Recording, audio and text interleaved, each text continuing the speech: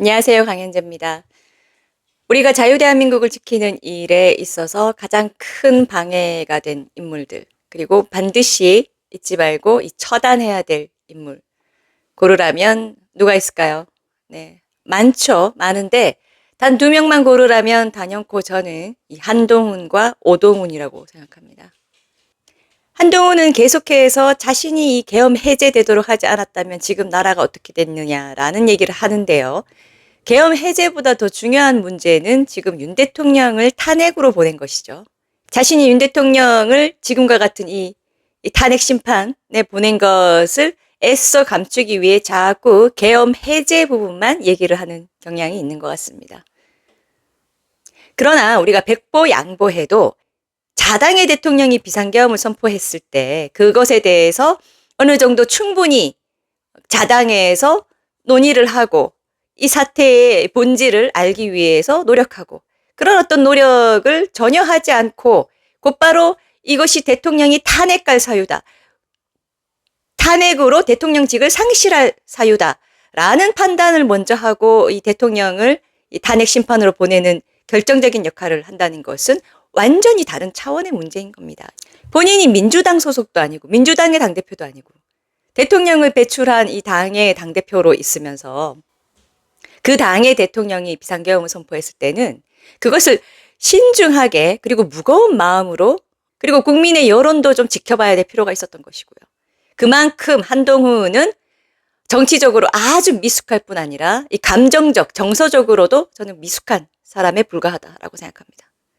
그럼에도 불구하고 지금 이와 같이 온 국민이 거리로 쏟아져 나와서 윤 대통령의 탄핵을 막겠다고 하고 있는 이런 상황에서도 자신의 대권 행보에만 신경 쓰는 것, 이 역시도 아주 어린아이 같은 유아기적 사고에 머물러 있는, 그냥 대통령이 아니라 뭐 동네 반장도 하기 힘든, 저는 그런 사람이라고 생각합니다.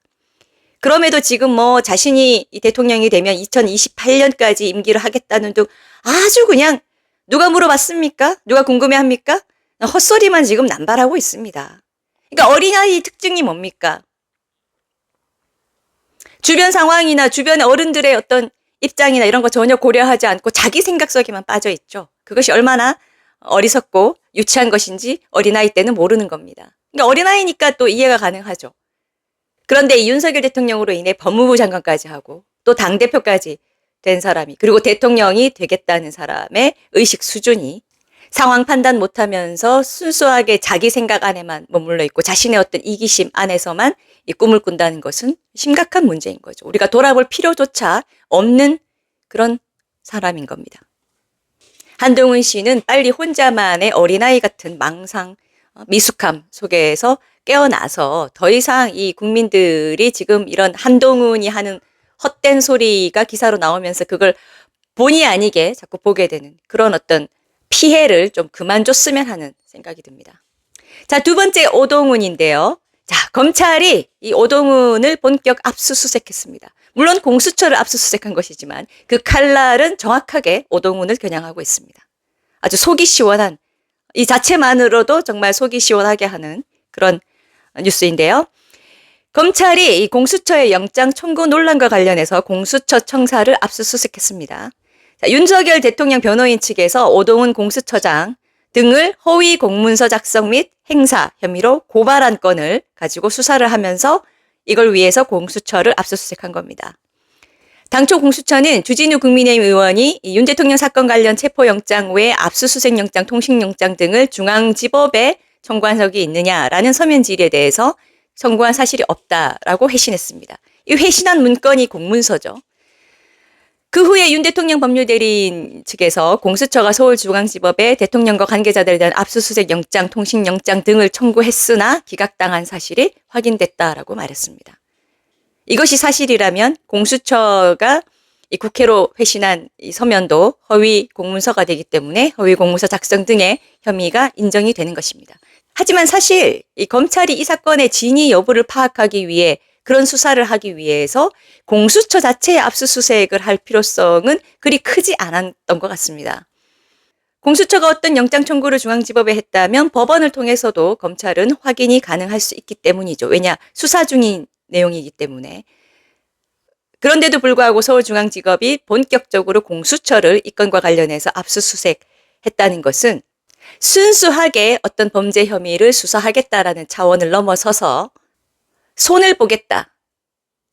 즉 검찰이 사실 인정하지도 않는 이 공수처 인력과 이 공수처의 지위를 가지고 오동훈이 특히 나서서 검찰이 수사해야 될 부분에 온갖 오용을 다 시켜놓은 그런 것에 대해서 이 자존심이 상한 검찰이 검찰의 파워를 한번 보여주고 있는 것이죠.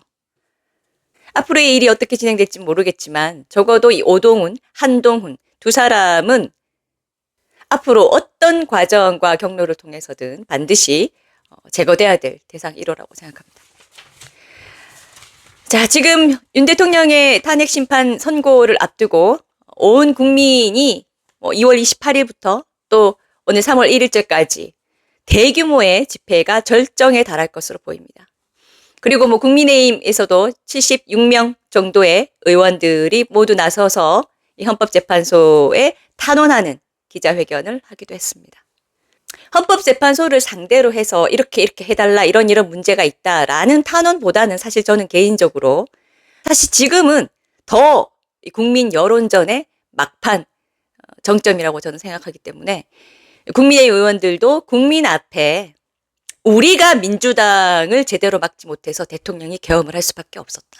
결국 우리가 죄인이다. 우리가 대통령을 제대로 돕지 못했다. 우리가 대한민국을 지키는 노력을 제대로 하지 못했다. 정말 죽기 살기로 우리가 먼저 노력을 했었다면 대통령이 계엄 선포까지 하는 자신의 인생을 던지면서 계엄 선포를 하는 그런 리스크를 감수하지 않았어도 될 수 있었다.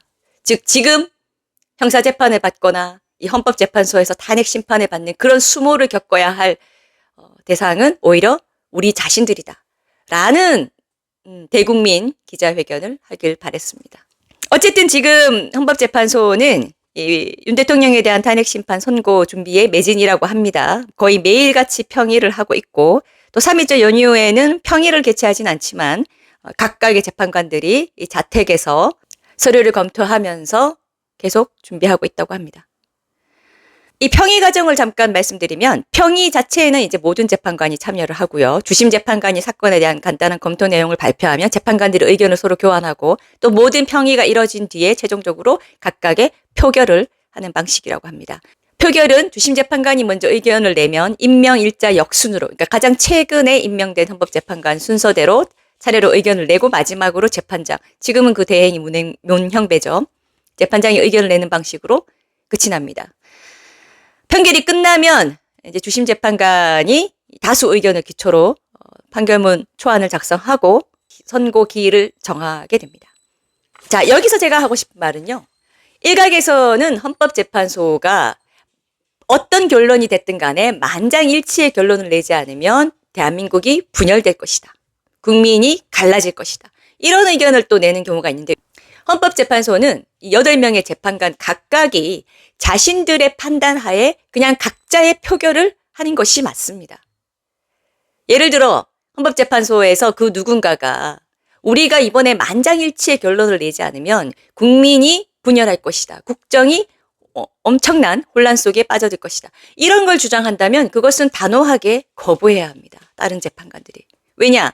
지금 보십시오. 8명 중에 확고하게 탄핵 인용이다 라고 하는 재판관이 누군지 온 국민이 알고 있는 상황입니다. 이들은 변하지 않을 겁니다.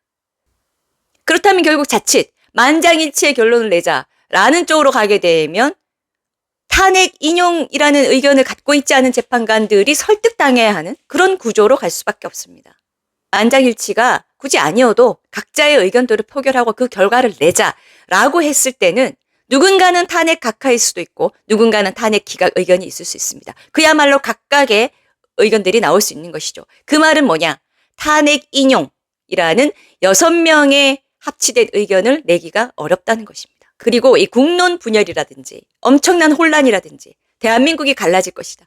이런 염려는 헌법재판관들이 하는 게 아닙니다. 그것은 헌법재판소의 역할이 아닙니다.